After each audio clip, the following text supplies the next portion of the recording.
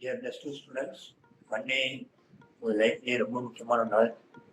உங்களுக்கு ரிசல்ட் வரும்போது ரிசல்ட்னோட எல்லாருக்கும் இந்த மாதம் முதல்ல வந்து இந்த பயம் காரணம் தான். அதெல்லாம் தூக்கி போடுங்க. Be positive, be calm, be relaxed. உங்கள் வாழ்க்கையிலேயே நீங்கள் வந்து ரொம்ப பக்குவமாக இருந்து நீங்கள் சரியான முடிவு எடுக்க வேண்டிய நேரமே ப்ளஸ் டூ ரிசல்ட் டைம் தான். சரியா?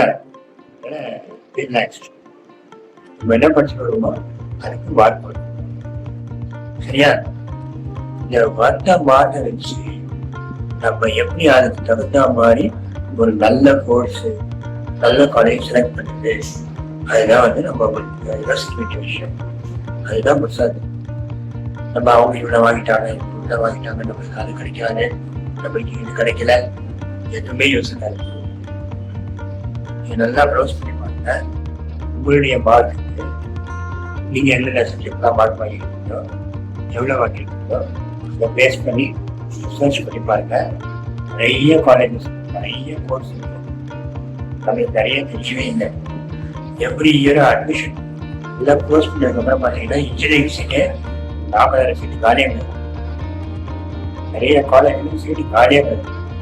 நம்மளுக்கு அவேர்னஸ் இல்லை. அதனால எல்லாருக்குமே பாஸ் ஆகிற எல்லாருக்குமே கண்டிப்பாக சீட் உண்டு.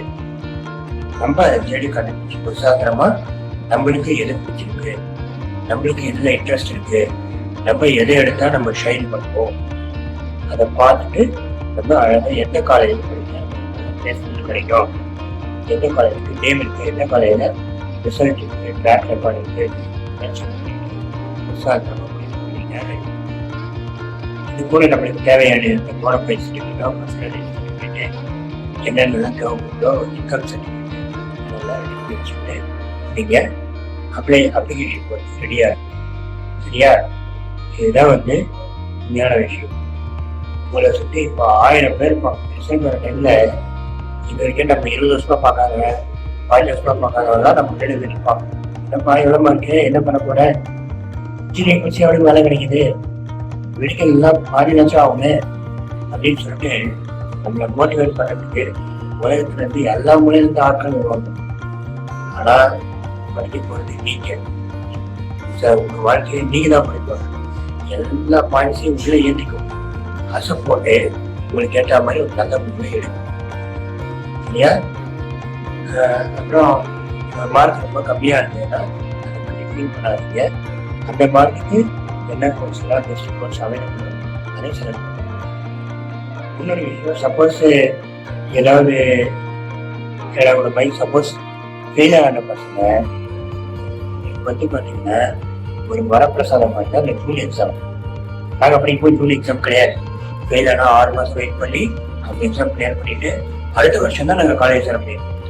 ஆனால் அந்த 1 இயர் வேஸ்ட் பண்ணக்கூடாது. ஜூலி எக்ஸாம் வருது, ஃபெயில் தெரிஞ்சு வச்சா உடனே கிடங்க. ஒரு 4 வாரம் எல்லாம் பண்ணுங்க, எக்ஸாம் வரும், கிளியர் பண்ணுங்க. இல்லை ஆரம்பத்துலேயும் ரிசல்ட் வந்துடும், அதை வந்து காலேஜ் சேர்க்கணும். அவ்வளோதான். இதை ஃபெயிலியர் வந்து வாழ்க்கை இருந்துச்சு, இனிமேல் ஒன்றும் கிடையாது, எதுவுமே கிடையாது. நீங்கள் ஜஸ்ட் ஒரு வண்டி வந்துருக்கீங்க, டக்குனு வந்துருங்க, உண்மையே வரும் தான். 4 வாரம் வந்து ஆர்டர் பண்ணுங்க, எக்ஸாம் கிளியர் பண்ணுங்க, காலேஜ் சேருங்க. சரியா? ரிசல்ட் வந்ததுக்கு அப்புறமா அதை பற்றி அனாலிசிஸ் ஆராய்ச்சிலாம் பண்ணாதீங்க. வந்து மார்க் வச்சு காலேஜ் சேர பாருங்க. எல்லாரும் ஜூன் எக்ஸாமில் நல்ல மார்க் பாருங்க. சரியா? ரொம்ப ஸ்ட்ரெஸ் பண்ணிக்காதீங்க. எல்லாரும் டிமோட்டிவேட் பண்ணுறத பார்த்து உடஞ்சி போவாதீங்க. உங்கள் வாழ்க்கை உங்கள் கையில். Okay, wish you all the best for your bright future. Thank you all.